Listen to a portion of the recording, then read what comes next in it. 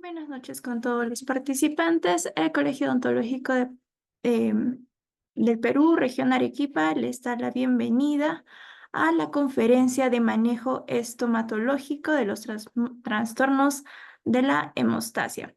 En esta oportunidad tenemos como ponente al especialista Fernando Vilca Valdivia.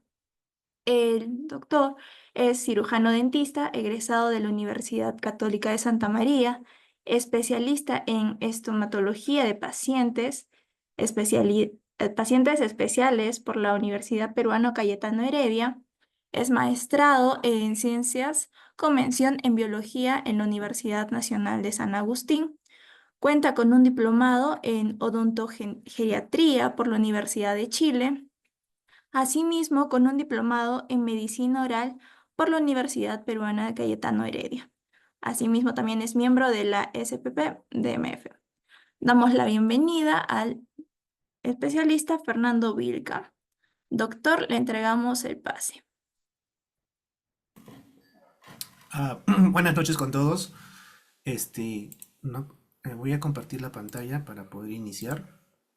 Muy agradecido con todos por por haberse un tiempito para poder compartir esta noche. ¿Me puede confirmar si se ve? Sí se visualiza, doctor. Si se visualiza.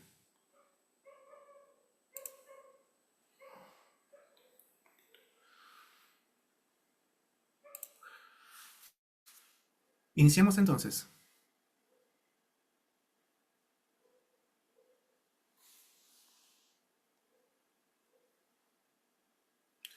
Bueno, entonces esta noche les traigo este tema, que trata sobre el manejo estomatológico de las alteraciones adquiridas en la hemostasia.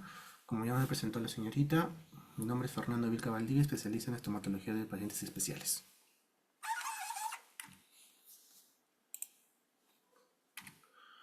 Les hablo un poquito de mi especialidad, de repente no es muy conocida por ustedes, no lo han escuchado.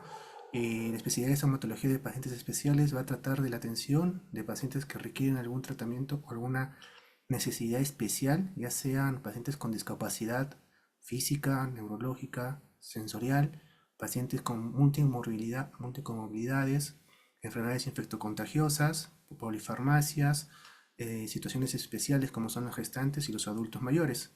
En este caso vamos a ver un poco sobre lo que son los pacientes con alteraciones de la hemostasia que estarían dentro del grupo de pacientes sistémicos. Nos vamos a encargar nosotros de la prevención, el diagnóstico y el tratamiento de estos pacientes, que en la mayoría de los casos no estamos muy capacitados para poder atenderlos, ¿no? En general, y se requiere ciertas necesidades para darles una atención de calidad. Vamos a iniciar un poquito con lo que es la fisiología de la hemostasia. Vamos a recordar sobre los trombocitos, ¿no? El megacariocito, que es la célula que da origen a las plaquetas, a los trombocitos. Esta célula, el megacariocito, va a estar en lo que es la médula ósea. De ahí no va a salir, está atrapada. Son células tan grandes que no pueden atravesar hacia los vasos sanguíneos y van a depender de lo que es la trombopoyetina, que es una molécula que va a ser producida por el hígado. Esta trombopoyetina va a incrementar la megacariopoiesis y por ende la trombopoiesis, aumentar el número de plaquetas. Esta célula es bien particular, tiene un proceso el cual se llama endomitosis. Recordemos que la mitosis va a generar la división celular, ¿no? Una célula va a producir dos células, cada uno con su núcleo. En cambio, los megacariocitos no van a producir dos células, sino que van a comenzarse a dividir los núcleos internamente. Pueden tener entre 48 y 64 núcleos y todos dentro de una misma célula. Por eso es una célula bastante grande. Una vez que este megacariocito eh, se acopla a los vasos sanguíneos, comienza a extender unas proyecciones que atraviesan las células endoteliales y la fuerza de cizallamiento del flujo sanguíneo va a comenzar a desprender su membrana celular, generando así a las plaquetas.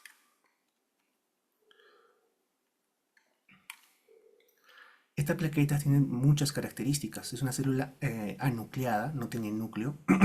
Contiene bastantes mitocondrias, contiene unos gránulos que se llaman gránulos densos y gránulos alfa. Estos gránulos van a contener bastantes factores de coagulación, elementos que le van a ayudar a la agregación plaquetaria.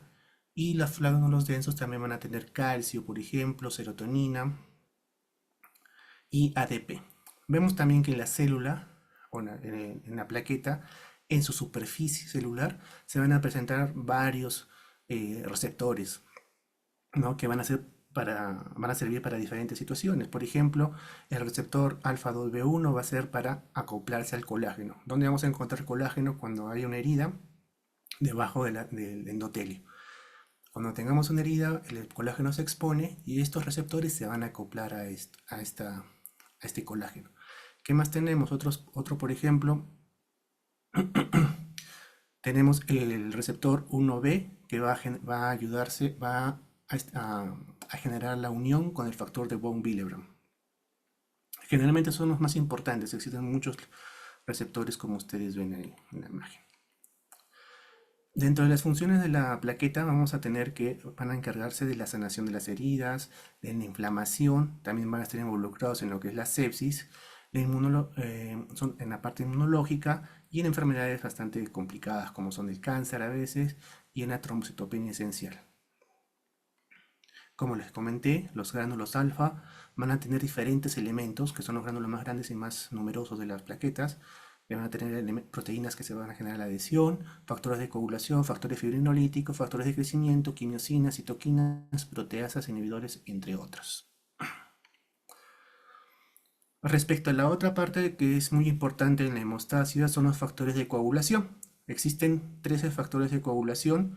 Algunos consideran a la proteína C también como un factor de coagulación, factor número 14, pero todos estos factores, como vamos a ver en la cascada, nos van a llevar a la formación de fibrinógeno. El fibrinógeno es un símil a lo que vendría a ser el cemento y las plaquetas vendrían a ser algo parecido a unos ladrillos. Entonces tenemos las plaquetas que si las ponemos solas, ladrillo sobre ladrillo, pueden caerse, ¿no? Y sin embargo, si ponemos el fibrinógeno que vendría a ser el cemento, también solo, también se puede desmoronar. Sin embargo, si los juntamos ambos, vamos a tener una buena estructura, un buen coágulo. Entonces tenemos que tener en cuenta que en el cuerpo hay un equilibrio de estos factores de procoagulación y anticoagulación. Si es que este equilibrio se llega a romper, vamos a tener situaciones de sangrado o situaciones trombóticas. Entonces, en nuestro organismo siempre hay una constante lucha, se podría decir, para mantener este equilibrio de proteínas o elementos trombóticos con elementos antitrombóticos para que no se rompa el equilibrio. Y esto es lo que normalmente nos enseñan a nosotros, las tres fases de la hemostasia, cuando sufrimos una herida, la fase vascular, donde se va a generar una vasoconstricción. Recordemos que debajo del endotelio va a haber tejido muscular y eso va a generar una vasoconstricción reduciendo la luz o el paso de sangre. Después tenemos la fase plaquetaria, donde las plaquetas van a comenzarse a agregar. Como les había comentado, había unos receptores que se van a acoplar poco a poco al colágeno que va a estar debajo del endotelio. Inmediatamente después se va a acoplar lo que es los factores de coagulación que mediante la vía intrínseca van a converger en la vía común produciendo trombina y esta a su vez estimulando la formación de fibrina, generando la fase de coagulación y la fase de formación de coágulo donde va a estar bastante resistente. Por último, pero no menos importante, viene la última fase que es la fibrinolisis, porque si ese coágulo se queda ahí, puede desprenderse en algún momento y puede viajar por el torrente sanguíneo produciendo daño. Entonces ese coágulo se tiene que deshacer. Y para eso tenemos elementos como el plasminógeno que se va a encargar de destruir ese coágulo, deshacerlo para que no genere mayor problema futuro. En esta imagen lo que podemos ver es el tamaño comparativo entre los eritrocitos y las plaquetas. Vemos que los eritrocitos son muy grandes en relación a las plaquetas.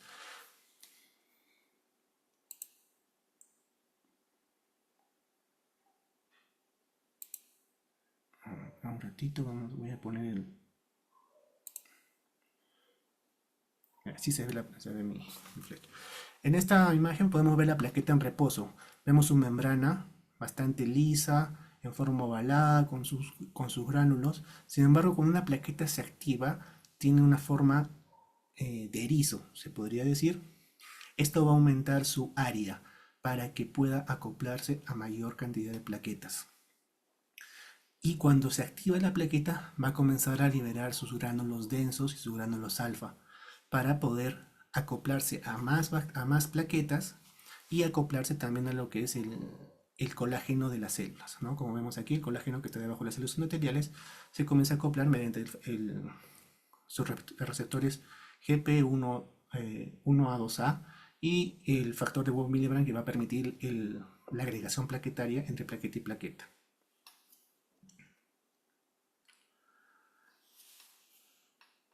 Respecto a lo que es los factores de coagulación, recordando un poquito de lo que es la vía intrínseca y la vía extrínseca. La vía extrínseca va a constar de dos factores, que es el factor tisular, el factor 3 y el factor 7. Cuando recibimos el traumatismo, este factor tisular va a activar a este factor 7 para que se pueda formar el factor 10, se active el factor 10 y podamos formar un poquito de trombina. Es una trombina bastante reducida que va a ayudar al inicio. Y por otro lado tenemos la vía intrínseca, que es mucho más larga, pero esta vía va a formar mucho mayor cantidad de trombina. Va a empezar por el factor 12, que va a activar el factor 11, mediante el calcio se va a formar el factor 10, el 9, el factor 8 y converge con la vía extrínseca en el factor 10. Como ya tenemos una gran cantidad de factor 10, vamos a comenzar a activarse y se va a formar el factor, la protrombina, la trombina, el fibrinógeno y por último la fibrina. Y por último tenemos lo que es el factor 13 que se va a encargar de estabilizar estos polímeros de fibrina dándoles mayor resistencia. Nosotros creo que recordamos por separado cada etapa, que es la etapa de la vasoconstricción, la etapa de la hemostasia primaria, la hemostasia secundaria que consiste en la caja de coagulación. Sin embargo, en nuestro organismo no trabajan de forma independiente, trabajan todos a la vez. Entonces, tenemos que tener esto en cuenta para no separar cada paso, ¿no? De repente, a modo académico, tenemos que conocerlos independientemente, pero todo funciona a la vez. Y es por eso que les traigo esta imagen, donde vamos a ver que son tres etapas. Ya no se habla de la hemostasia primaria, hemostasia secundaria, sino que se habla ahora de la teoría celular de la coagulación, donde la plaqueta es el protagonista, pero a su vez en su membrana se comienzan a activar los factores de coagulación. No es independiente. Vamos a tener que en la primera etapa, que es la coagulación, tiene tres etapas: iniciación, amplificación y propagación. Entonces, en la etapa de iniciación, las plaquetas se van a comenzar a activar, pero por el lado de los factores de coagulación se va a activar la vía extrínseca, donde, como mencioné, se genera una cantidad minúscula de trombina. En la etapa de la amplificación, se comienza a activar la vía extrínseca, la vía intrínseca, donde va a comenzarse a producir mayor cantidad de trombina. Los factores de coagulación se comienzan a activar sobre la membrana de la plaqueta, como vemos en la imagen. Comienzan a activarse los factores del 9, 8, hasta llegar a la formación de trombina. Y por último tenemos la fase final, que es la fase de propagación, donde toda la cantidad de trombina que tenemos comienza a generar una cantidad asombrosa de fibrina, estabilizando así a las plaquetas y generando un buen coágulo. Esta parte está independiente. En esta imagen podemos verlo un poco mejor, donde vamos a empezar por la activación de las vías, ¿no? Se va a activar también la vía intrínseca. La vía extrínseca a la vez se va a generar una trombina, una pequeña cantidad de trombina, y eso va a comenzar a activarse en la superficie de la plaqueta. Eso va a generar la fase de amplificación, donde se va a producir una gran cantidad de factor 10. En la fase de propagación, todo ese factor 10 se comienza a convertir en trombina, ¿no? Donde ya vamos a tener una cantidad de trombina bastante considerable que va a estabilizar nuestro coágulo. Como había comentado antes, una de las funciones que nosotros conocemos y estamos más familiarizados es la función de hemostasia de las plaquetas. Sin embargo, tiene otras funciones también, como son las funciones inmunitarias, porque las plaquetas también tienen receptores de tipo TOL. Los receptores de tipo TOL son receptores que van a detectar patógenos en nuestro cuerpo, bacterias, virus. Si bien es cierto, no son tan específicos como los macrófagos, van a ayudar a una primera invasión celular y van a generar agregación sobre estos patógenos para que sean rápidamente fagocitados por los neutrófilos. También va a haber una interrelación o una, un círculo de estimulación donde la netosis, que es la última defensa de los neutrófilos, van a estimular la agregación plaquetaria. Van a activar las plaquetas y la coagulación. Y también van a tener una interrelación con lo que son los monocitos, que los monocitos más las plaquetas van a generar una mayor activación de estos monocitos, como lo estaba comentando, va a generar, las plaquetas generan comienzan a agregarse sobre las bacterias o los patógenos y esto genera una activación sobre los monocitos. Entonces, esta es para que de repente lo puedan profundizar un poco más, no se conoce mucho sobre esta función plaquetaria. ¿Y en qué momentos entonces los médicos van a indicar una anticoagulación o una antiagregación? ¿Por qué se indica esto? Vamos a tener diferentes escenarios. Uno de ellos es la arritmia cardíaca. La arritmia cardíaca va a generar coágulos en el corazón. Esos coágulos van a viajar por arterias pequeñas, que generalmente son en el cerebro, y pueden producir un ACV isquémico. Fibrilación auricular, trombosis venosa profunda, tromboembolismo pulmonar. También en el caso de válvulas cardíacas, porque las plaquetas también van a chocar contra estas válvulas y se van a activar. Entonces, para evitar que se agreguen, les dan antiagregantes. Síndrome antifosfolipídico, en caso de ACV isquémico. También en diabetes mellitus, donde se va a comenzar a activar las plaquetas. En casos con tratamientos de estrógenos. Y en enfermedad renal grado 5, que son pacientes con hemodiálisis, donde se requiere que su sangre no se coagule. Entonces, todas son las indicaciones médicas donde el paciente va a estar antiagregado o anticoagulado. ¿Mediante qué mecanismos de acción estos fármacos van a generar estos efectos? ¿No? Entonces vamos a tener dos grandes grupos, los agentes antiplaquetarios y los agentes anticoagulantes. Dentro de los agentes antiplaquetarios, los más conocidos son los inhibidores de ciclooxigenasa 1, que es la aspirina o el ácido acetilsalicílico. También tenemos los inhibidores de los receptores P2Y12, que el más conocido de ellos es el clopidogrel. Los antagonistas de la vitamina K, como son la warfarina. Hay algo que no comenté, que dentro de los factores de coagulación tenemos unos que son dependientes de vitamina K, que necesitan vitamina K para formarse. Y estos son el factor 2, el factor 7, el 9 y el 10. Si es que no hay vitamina K, estos factores no se van a poder formar. Y la warfarina bloquea esta vitamina K. Últimamente también se está usando lo que son inhibidores directos de la atromina. Dentro de ellos el más conocido es el dabigatran.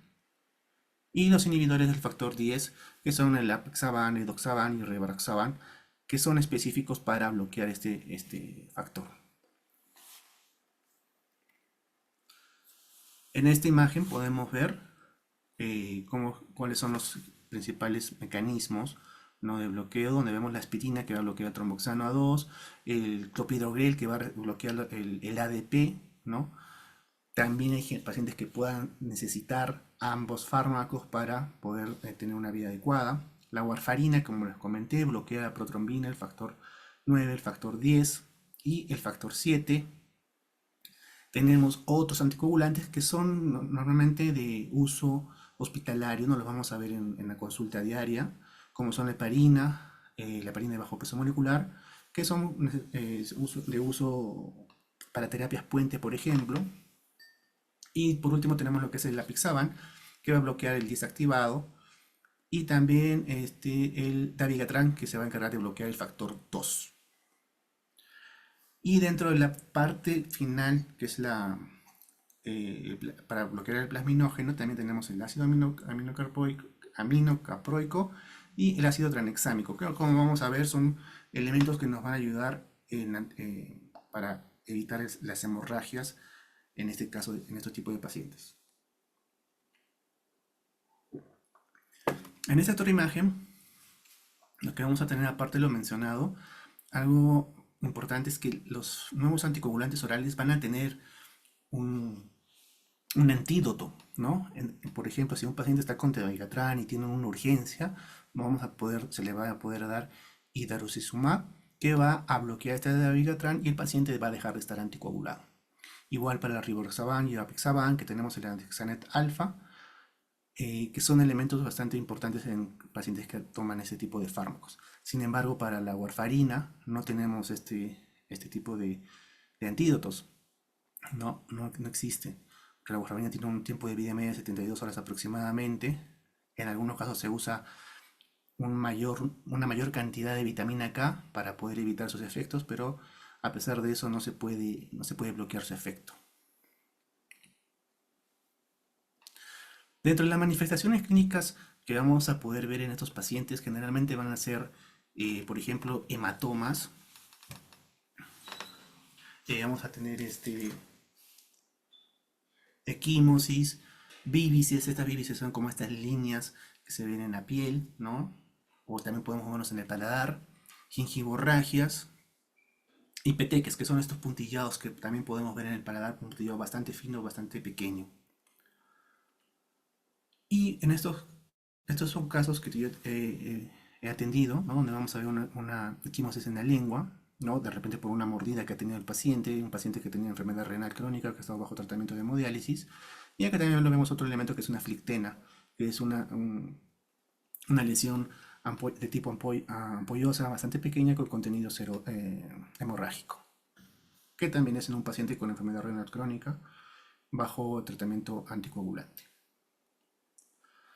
Respecto a la evaluación que debemos realizar o que se debe ver, ese recuento de plaquetas, debemos tener en cuenta que las plaquetas tienen un valor de entre 150 a 450 mil plaquetas por mililitro. Esto es muy importante que evaluemos en el hemograma que vayamos a pedir. También el tiempo de protrombina es importante, que va de entre 10 a 14 segundos. Y el INR es un valor bastante resaltante, porque el valor normal es entre 0.8 y 1.2 con un promedio de 1, más 1, 1.1, en un paciente que no está anticoagulado. Sin embargo, un paciente anticoagulado puede ir desde 2, 3 o 4, dependiendo de lo que tenga, y hay casos donde puede llegar hasta 5 o 6, ¿no? Entonces, como vamos a ver más adelante, no se puede hacer procedimientos quirúrgicos en esos valores. Se tiene que controlar, se tiene que tener un valor que normalmente es 3.5, inferior a 3.5.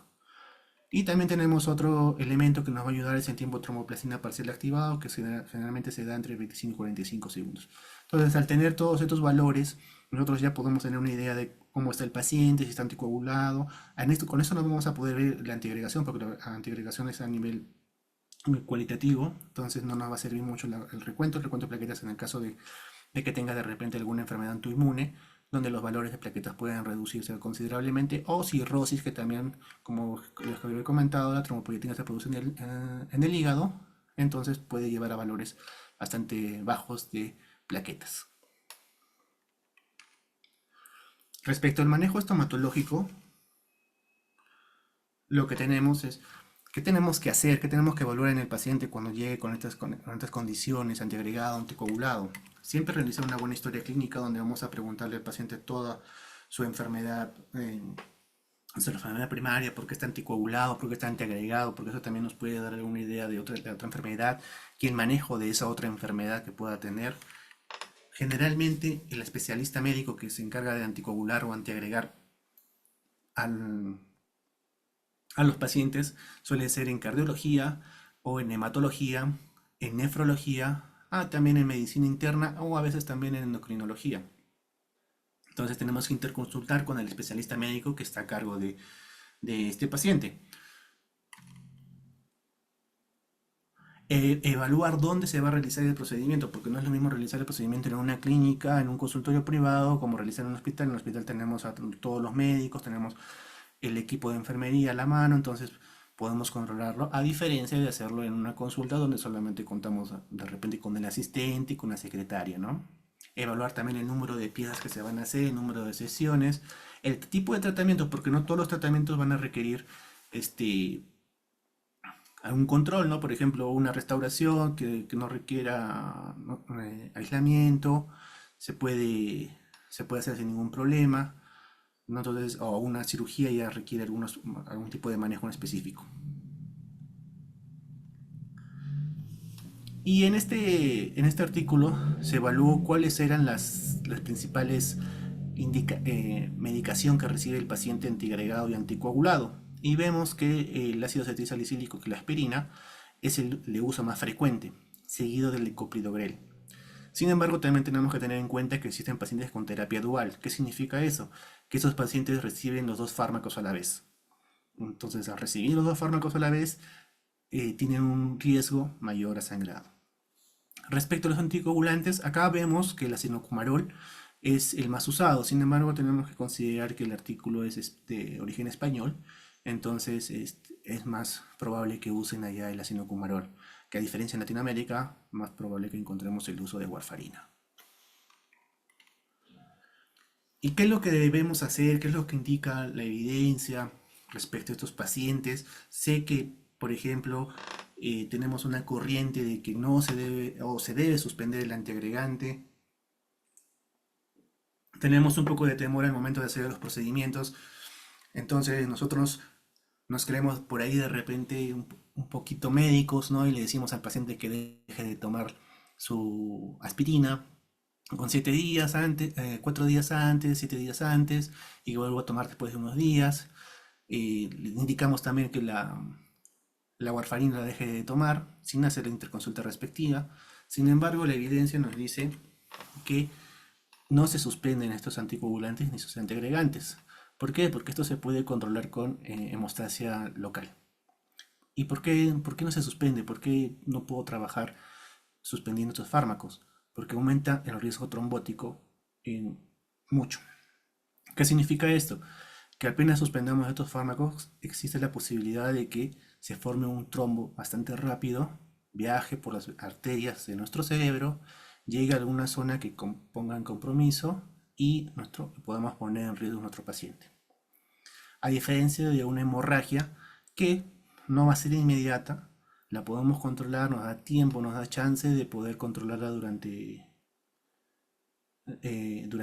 minutos u horas, ¿no? A diferencia del ACV, de un ACV que puede ser muy riesgoso y eso sí puede poner en riesgo la vida del paciente porque es algo agudo, es algo rápido. Entonces de repente me dirán, pero esos eran artículos de revisión, como que no me dicen mucho, ¿no? Entonces acá les he traído un par de revisiones sistemáticas donde nos dicen cuál es el manejo de los pacientes que reciben terapia anticoagulante, ¿no? Y nos mencionan que los agentes hemostáticos como el histoacril, que es un metacrilato que va a ayudar a cerrar las heridas, el enjuague bucal con ácido tranexámico, las esponjas han demostrado bastante eficacia. El ácido tranexámico va a disminuir efectivamente el sangrado de los pacientes con anticoagulantes sometidos a cirugía oral, pero también nos dice este artículo que no hay un conocimiento adecuado de los odontólogos, por eso todavía se sigue pregonando el hecho de suspender estos fármacos para poder trabajar entre comillas con tranquilidad. La decisión de continuar o interrumpir la terapia anticoagulante va a depender de una evaluación integral, porque también no es que está terminantemente prohibido suspenderles a todos, ¿no? Hay casos donde no, donde sí se va a requerir una suspensión o a veces de repente una terapia puente para poder realizar los procedimientos. Esta es otra revisión sistemática del manejo de terapia antitrombótica, que pacientes que requieren tratamiento dental, se evaluaron 8 estudios, ¿no? Y vemos, acá se hizo la comparación del uso de de la compresión con gasa versus eh, la esponja y el ácido tranexámico con gasa. No se dio mayor diferencia según este forest plot, se ve una relación bastante similar. Y también nos dicen lo mismo, ¿no? La retirada del tratamiento y la terapia de puente con heparina se relaciona con un mayor riesgo de embestro trombótico. Llevamos repitiéndolo varias veces, entonces no se suspende. La mayoría de los eventos hemorrágicos durante el tratamiento antitrombótico en cirugía dental son leves y tratables con medidas locales. Nos da tiempo, ¿no? El paciente nos va a decir, doctor, está sangrando y nos va a dar bastante tiempo. Consideramos que el sangrado bucal no va a ser superior a 750 mililitros, que es lo que ya podría poner en riesgo al paciente. Estratificar el riesgo de la intervención y el tipo de paciente. No todos los pacientes son iguales, siempre va a haber excepciones a las reglas. Entonces siempre hay que considerar cada paciente si es que requiere o no requiere este tipo de suspensión. Entonces vamos a clasificar los procedimientos odontológicos dependiendo si sea de menos riesgo de sangrado, bajo riesgo de sangrado y un mayor riesgo de sangrado. En procedimientos que no tienen riesgo de sangrado van a ser la anestesia local, examen periodontal básico, eliminación de placa supragingival, restauraciones con márgenes supragingivales, tratamientos de endodoncia, impresiones y otros procedimientos protéticos. Dentro de los procedimientos de bajo riesgo de sangrado, extracciones simples. Extracción simple se refiere a la extracción menor a 3 dientes, incisión y drenaje para inflamaciones orales, exámenes periodontales, instrumentación de la superficie radicular o raspado subgingival. Y para los problemas de mayor riesgo hemorrágico tenemos extracciones complejas de más de 3 dientes, procedimientos de levantamientos de colgajo, como pueden ser una extracción quirúrgica, un tercer molar probablemente, cirugía periodontal, cirugía protésica, que son cirugías o procedimientos ya mucho más invasivos donde probablemente se tenga que realizar una terapia puente o, o hasta de repente modificar el INR. Entonces en estas imágenes podemos ver la extracción de la pieza dental, la evaluación de la zona y como vemos aquí, no sé si podemos ver acá las esponjas hemostáticas, en este caso usaron una esponja hemostática más sutura, ¿no? Para controlar la hemorragia de estas extracciones. En este otro artículo que se evalúa es también la relación entre el INR y el riesgo de sangrado en pacientes con extracción dental. En este caso, a diferencia de los otros artículos, se usó un elemento bastante particular, que es el subsalicilato de bismuto. Se combinó con suero fisiológico y se preparó como una masita similar al eugenato y se colocó en el alveolo, ¿no? ¿Y qué se vio? Se dividieron cuatro grupos. El grupo 1 que tenía un R menor a 2, el grupo 2 con un INR de 2 a 2.99, el grupo 3 con un INR de 3 a 3.5 y el grupo 4 un INR de 3 puntos, mayor a 3.5. ¿Y qué se encontró? Como vemos, los eventos de sangrado posterior a la extracción con subsalicilato de bismuto fueron inferiores al 2%. O sea, no fueron muy prevalentes. Entonces este elemento tuvo un buen control hemorrágico y no hubo necesidad de suspender, incluso con procesos o con procedimiento con INR superior a 3.5, ¿no? Lo recomendable es manejar procedimientos con INR menor a 3. Pero acá se atrevieron a hacer con 3.5 y les quedó bastante bien, ¿no? Tuvieron 11 eventos un evento de sangrado postoperatorio de 79 pacientes. Y un elemento que usamos bastante, y yo he usado también bastante, es el ácido tranexámico, que es un elemento que va a potenciar la función del factor de coagulación número 13. Hay varias formas de usarlo. Hay unos que lo usan como la diapositiva anterior, que se forma una masita, se coloca en el alveolo, otros donde papan la esponja hemostática con el ácido tranexámico, que es la ampolla, la empapan y la colocan en el alveolo, otros que también pueden usar el enjuague, ¿no? Con ácido tranexámico, que se usa al 10%. Una de las complicaciones, se podría decir, o que el paciente no quiere colaborar, viene a ser la disgeusia, genera un mal sabor, náuseas y puede generar también estomatodinia, ardor, dolor en boca. Pero ¿cuáles son sus ventajas? Que va a tener una menor absorción sistémica cuando nos enjuagamos con esto. Porque el ácido tranexámico, al usarlo de forma eh, endovenosa, puede aumentar el riesgo de algún evento trombótico. Entonces no nos conviene, solo queremos para nivel bucal. Entonces nos va a ayudar a nivel local. Por eso se usa de forma, o lo usamos en forma de enjuague y no como de repente lo usan en algunas cirugías a modo, de forma sistémica. ¿Y qué nos dice Cochrane sobre esto, no? Acá se hizo este forest plot se hizo una comparación entre la terapia antifibrinolítica con ácido tranexámico y un placebo, donde vemos que el ácido tranexámico obviamente tuvo un mayor control de las hemorragias postquirúrgicas en estos pacientes que tenían un mayor riesgo de sangrado.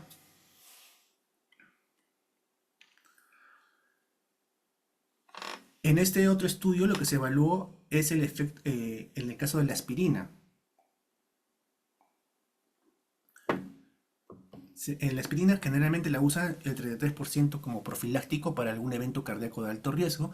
En la diabetes también se usa entre 12 y 49%. Y en este estudio se realizó en 104 pacientes entre el 2018 y el 2019. ¿Cómo se evaluó la pérdida de sangre? Se evaluó en un equipo de succión.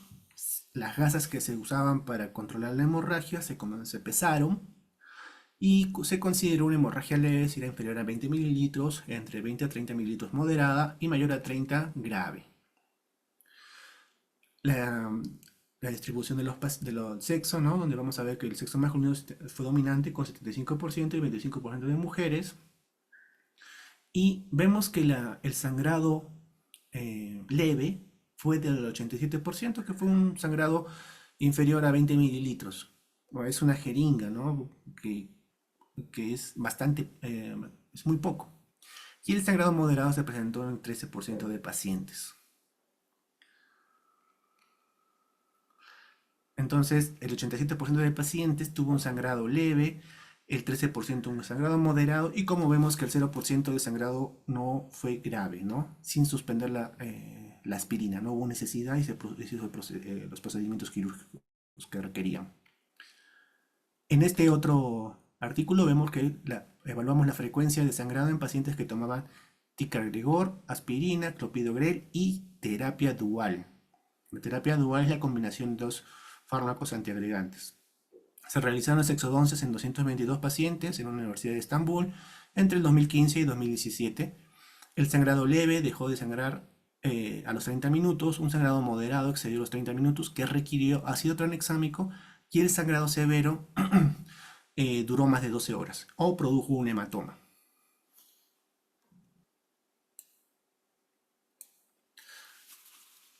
Entonces vemos aquí que el sangrado leve en pacientes que tomaban aspirina fue del 2.4% y moderado del 0.8%. En el caso del clopidogrel fue de 4.5% sangrado leve, el ticagrelor fue de 5.9%. En el caso de las terapias duales fue de 5% de sangrado leve y el moderado de 3.3%, sin necesidad de haber suspendido los fármacos. Y respecto al procedimiento que se realizó, ¿no? Vemos que exodoncias simples fueron los que más se realizaron y donde tuvimos la mayor cantidad de sangrado fue en el caso de exodoncias múltiples, que fue en el caso de la aspirina 2 de 36 pacientes, en el caso de clopidogrel 1 de 6 pacientes, en el ticagrelor 1 de 3 pacientes y en el caso de terapia dual 3 de 28 pacientes, que fue lo más resaltante, donde hubo mayor cantidad de sangrado postoperatorio. Entonces no se registraron hemorragias graves y la hemorragia se manejaron mediante hemostasia local. Una vez más comprobamos o resaltamos eso, que no es necesario suspender el antiagregante. Respecto a los anticoagulantes, ya les había comentado que existen anticoagulantes como son el dabigatran, el rivaroxaban, ¿no? La apixaban, edoxaban. Estos fármacos, a diferencia de la warfarina, tienen un tiempo de vida media más corto. ¿Qué significa? Que tienen un tiempo de vida media entre 12 a 24 horas normalmente. A diferencia de la warfarina, que tiene un tiempo de vida media de 72 horas aproximadamente. Entonces, estos fármacos no los podemos controlar mediante el INR. ¿Por qué? Porque al ser su vida media inferior a las 24 horas, en lo que nos dan el resultado, el INR va a variar desde que le tomaron la muestra hasta que te dan el resultado. Entonces no tiene sentido pedir el INR para este tipo de fármacos. Algo que también tenemos que tener en cuenta es la función renal, porque muchos de ellos van a depender de de la función renal y el clearance creatinina. Si es que esta función renal es bastante disminuida o esa tasa de filtración glomerular es inferior a 30, estos fármacos van a permanecer mucho más tiempo en el cuerpo. Entonces su tiempo de vida media, que era de entre 12 a 24 horas, puede extenderse probablemente hasta 2 o 5 días. Y entonces puede ponernos en una situación complicada. ¿Cuál es el manejo dental de estos nuevos anticoagulantes orales? Que hay un mayor riesgo de hemorragias a tratamientos dentales invasivos, la función renal alterada tiene un mayor riesgo de hemorragia, el- es similar a la warfarina, como le dije, el INR no nos va a ayudar mucho porque va a variar bastante, y se usan a medidas locales, como si fuese una warfarina o una aspirina, con sutura, ácido tranexámico, esponjas.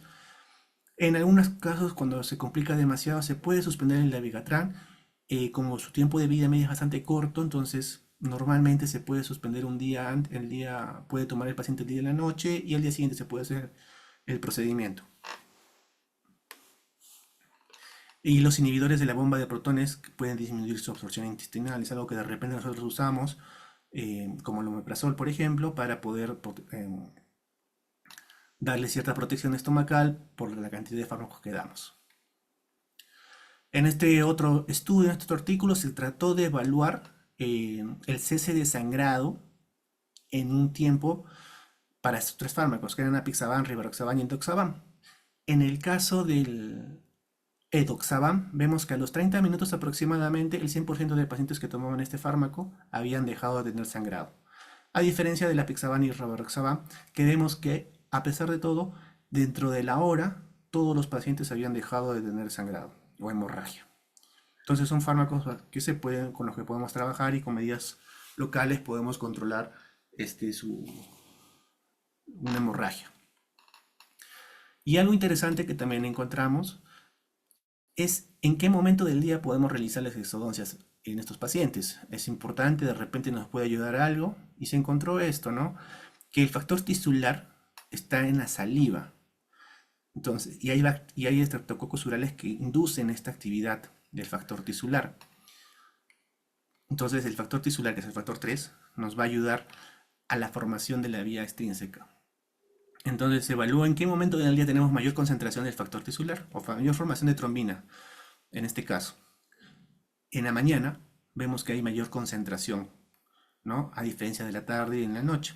Y también se encontró que los pacientes que no se cepillaban los dientes o antes de cepillado también se tomó este factor tisular en saliva y se encontró mayor concentración previo a esa higiene dental. Entonces es algo que de repente podamos tener en cuenta que durante la mañana sería un buen momento para realizar estos procedimientos en estos pacientes. Y respecto a las interacciones medicamentosas que podamos tener nosotros con la medicación que damos, las dos principales que considero yo serían los AINES. Los AINES también van a inhibir lo que es el COX-1 y van a potencializar mucho lo que es la aspirina. Y en el caso de que esté tomando warfarina, va a tener como una terapia dual normalmente. Ahora, también podemos usar antibióticos como son la amoxicilina, metronidazol, este, claritromicina, ¿no? ¿Y cuál es el detalle con esos fármacos? Nosotros no producimos vitamina K. Nuestra vitamina K es exógena. O sea, ¿qué significa? O viene de afuera, viene por medio de hojas verdes, tipo espinaca, por ejemplo, o bacterias que tenemos en el intestino que comienzan a producir esta vitamina K. Si nosotros tomamos fármacos antibióticos por mucho tiempo, estas bacterias comienzan a desaparecer o comienzan a morir y vamos a tener menor producción de vitamina K. Y obviamente el anticoagulante que esté tomando el paciente se va a potenciar, ¿no? O el antiagregante vamos a tener la cantidad suficiente y vamos a tener, o podemos tener un evento de sangrado también. Entonces tenemos que tener en cuenta estos detalles, estas dos posibles interacciones medicamentosas, tanto con AINES como con antibióticos. Y a pesar de que tomamos las medidas, tomamos la esponja, ¿no? Le ponemos la esponja, la sutura, el ácido tranexámico al paciente, que se nos presenta la hemorragia, ¿no? Puede ser inmediata, de repente a las 12 horas, a las 24 horas. ¿Qué tenemos que hacer? El sangrado, según Cochrane, vamos a tener diferentes tipos de sangrado. Sangrado normal, que normalmente persiste hasta media hora. Eso lo vemos en un paciente que no tiene ningún tipo de terapia. Vamos a ver que puede haber un sangrado leve, ¿no? Durante un tiempo, probablemente máximo 8 horas, que nos va a manchar la gasa. Un sangrado primario que va a ser inmediatamente después de la extracción, suele presentarse como un sangre llenando la boca, puede estar relacionado con infecciones o traumatismo de los vasos. Y el sangrado reaccionario, que comienza 2 a 3 horas después de la extracción, o sea, el paciente ya se fue a su casa y comienza a sangrar en ese momento, ¿no? Entonces te llama y te avisa que está haciendo un sangrado bastante considerable. Y el sangrado secundario, que generalmente va a presentarse ya a los días. O sea, viene para, de repente para el retiro de puntos dentro de 7 a 10 días y viene con su sangrado. Entonces, así los clasifica los sangrados de post-extracción Cochrane. ¿Y qué nos recomienda? ¿Qué intervenciones en estos momentos, cuando pasa esto, qué intervenciones podemos tener? Intervenciones locales, podemos poner en ese momento selladores, adhesivos, agentes absorbibles, presión, cianocrilato, férulas acrílicas, ácido tranexámico, epsilon aminocaproico, cera para hueso o combinaciones de estos elementos, ¿no? Como vamos a ver en los casos que les voy a presentar, vamos a ver algunas combinaciones que yo normalmente uso. Intervenciones sistémicas, que suele ser plasma fresco congelado, infusiones de plaquetas, terapias de reemplazo de del factor faltante, que puede ser el factor 8, factor 9, desmopresina y ácido tranexámico oral o endovenoso. Los 4 primeros, que son el plasma, la infusión de plaquetas, el reemplazo de factor, o los 3 primeros, generalmente son obviamente de manejo médico. Nosotros no vamos a indicar eso, no vamos a hacer eso. Eso ya es de manejo médico. Y tenemos en diferentes etapas, ¿no? Que podemos intervenir con las fases de inicio, la presión, sutura, cera de hueso, en las fases de amplificación, el etamcilato, colágeno hemostático, y en la fase de propagación también podemos usar el factor 7A o un crío precipitado, que nos va a ayudar a controlar las hemorragias. Y entonces, ¿qué deberíamos hacer cuando tenemos un tipo de hemorragia? Como vemos en este artículo, la compresión va a ser nuestro mejor aliado. Con la compresión vamos a controlar la hemorragia considerablemente. También se evalúa en qué sitio de la boca es donde generalmente vamos a encontrar estas hemorragias, y es la encía, que es una zona bastante irrigada, donde vamos a encontrar sangrados, ¿no? ¿Y qué procedimiento o qué es lo que le pasa al paciente para generar este sangrado? Es la extracción dental, más asociado a una extracción de tipo simple. Y bueno, ya están para ir cerrando, finalizando, he traído algunos casos que de repente pueden ser eh,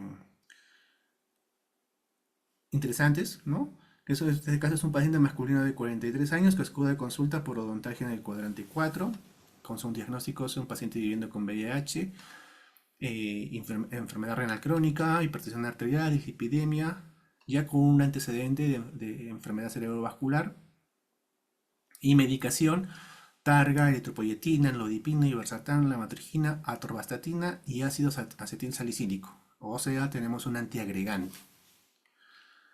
En este caso hicimos la extracción del molarcito de la pieza 4-6, que tenía una caries bastante considerable, ya subgingival, ya no se podía reconstruir. Extraemos la pieza y en este caso no solamente usamos lo que es la esponja y la sutura, ¿no? Y no tuvimos mayor complicación respecto a lo que era el sangrado.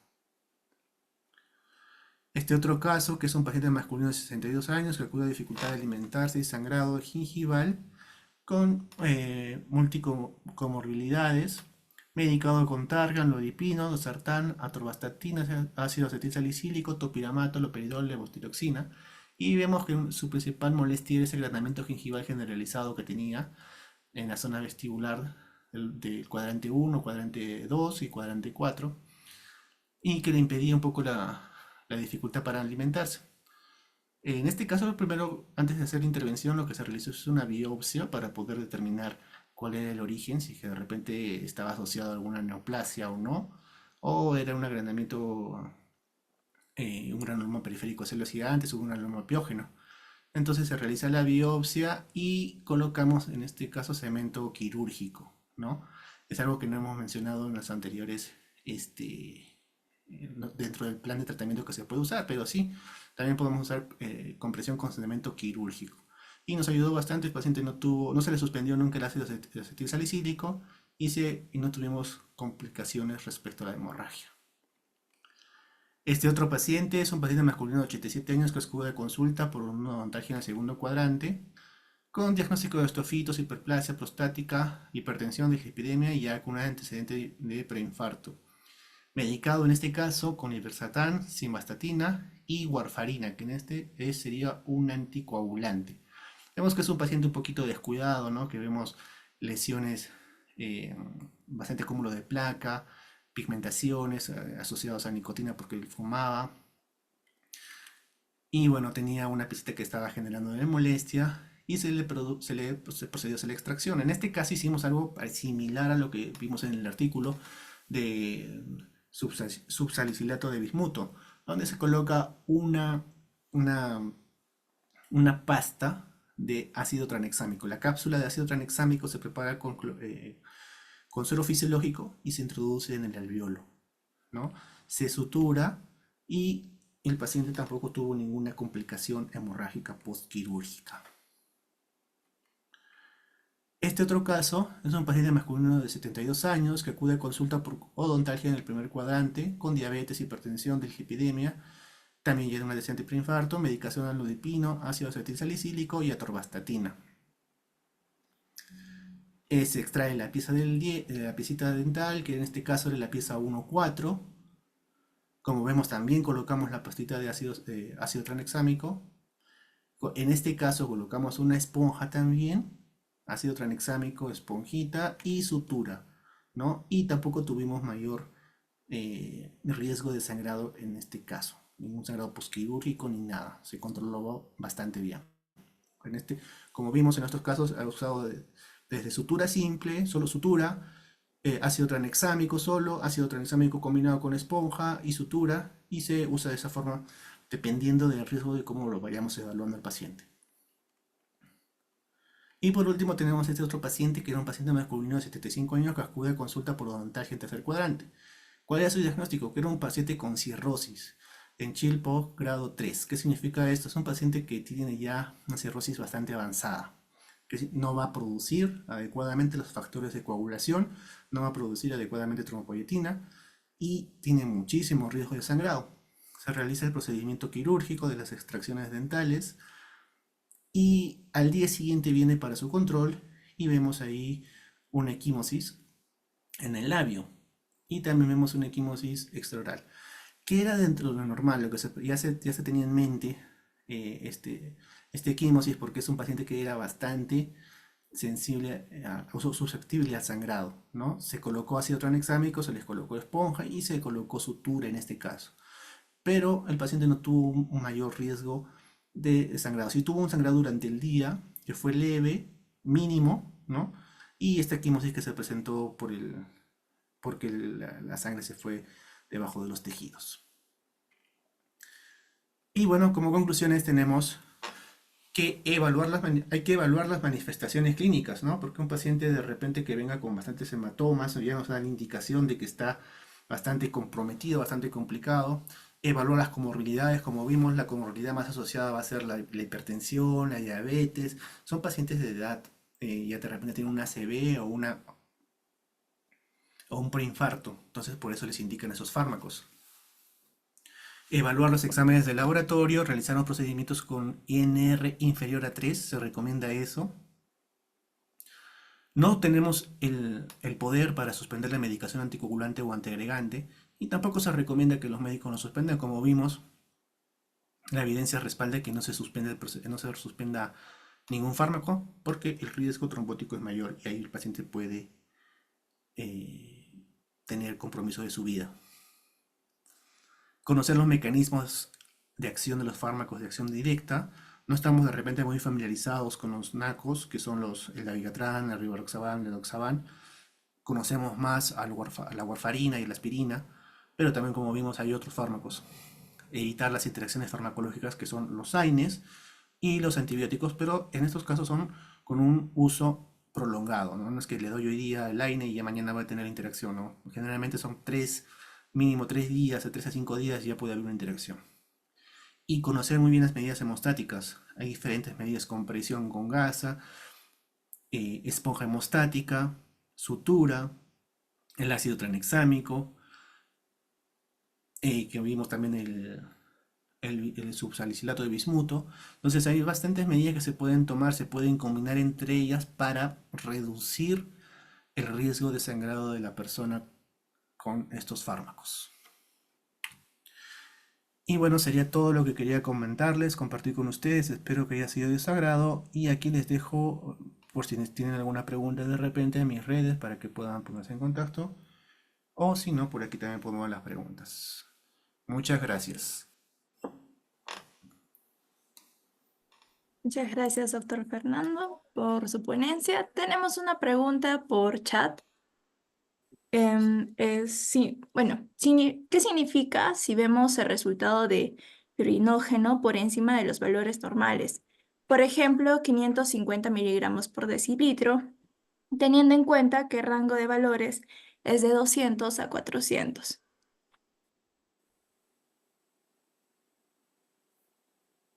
Esto hay una pregunta.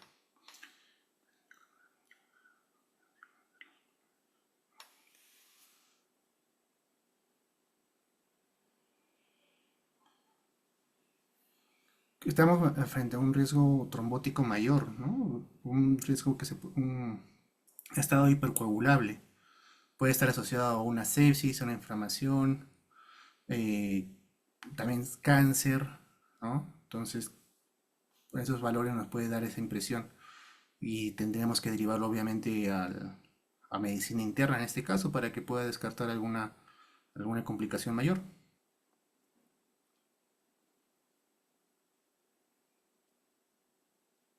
Agradecemos su respuesta, doctor Fernando. Damos las gracias a todos los participantes quienes han estado dentro de la conferencia de manejo estomatológico de los trastornos de la hemostasia. A ver, tenemos una nueva pregunta. ¿Cómo usted evalúa los riesgos, beneficios de interacciones, medicaciones con anestesia local en práctica privada versus práctica hospitalaria? No le veo la pregunta, pero ¿me podría repetir, por favor? ¿Cómo?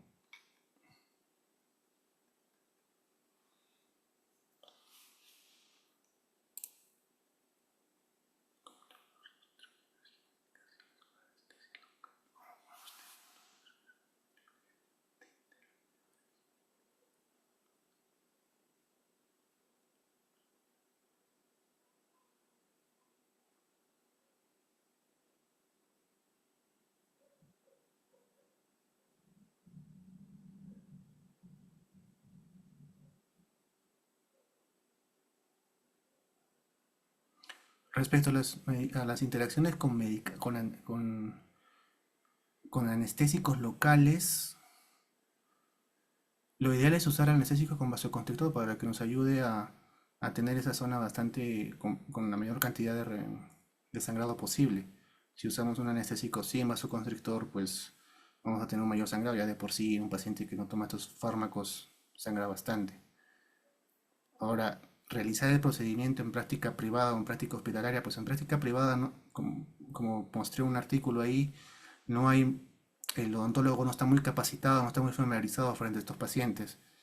Lo recomendable es que si no lo puede manejar, es que lo derive a un especialista, que o bien puede ser el cirujano maxilofacial, que está muy familiarizado con eso, o un especialista en estomatología de pacientes especiales. Y si no, pues enviarlo o derivarlo a un hospital para que puedan realizar, que estén más capacitados, ¿no?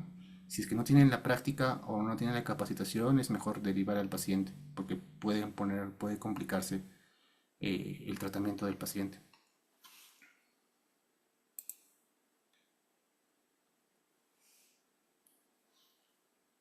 Gracias por la respuesta, doctor. ¿Tenemos alguna otra duda de los participantes? Pueden estar escribiendo vía mensaje.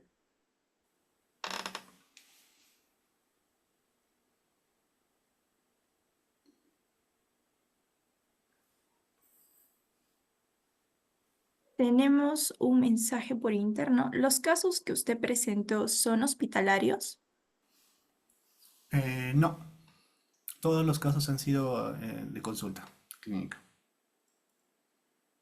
no son casos en hospital. Han sido casos tanto de la residencia como particulares.